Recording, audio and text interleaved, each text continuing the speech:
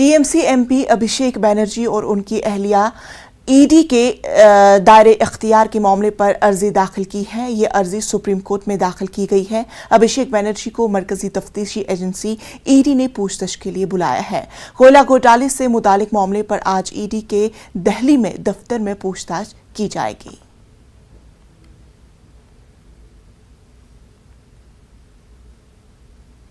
शहनाई के शहंशाह, उस्तादों के उस्ताद, सुरूं के जादूगर भारत रत्न बिस्मिल्लाह खान का आज यौम पैदाइश है।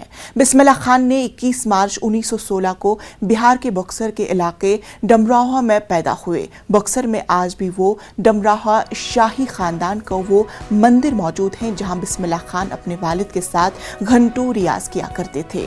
बिस्मिल्लाह खान की याद में बिहार हुकूमत की जानिब से कई प्रोग्राम मुनक्किद किए गए हैं। वाज़ेह है कि बिस्मिल्लाह खान को भारत रत्न समेत हिंदुस्तान के 4 आला एजाजात से भी नवाजा गया था। यूपी के बनारस में 21 अगस्त 2006 को बिस्मिल्लाह खान का इंतकाल हुआ था।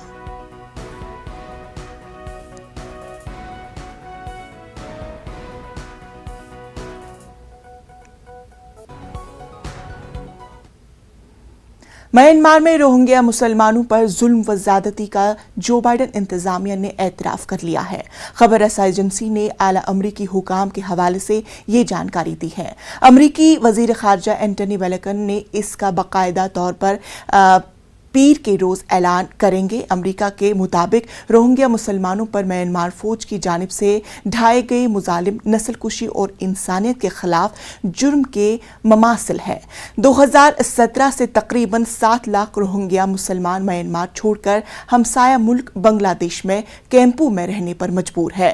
2019 में इंटरनेशनल कोर्ट ऑफ जस्टिस में म्यांमार मामले पर समाअत शुरू हुई थी, लेकिन जमहूरी हुकूमत का तख्ता पलट होने के बाद पेचीदगियां मजीद पैदा हो गई।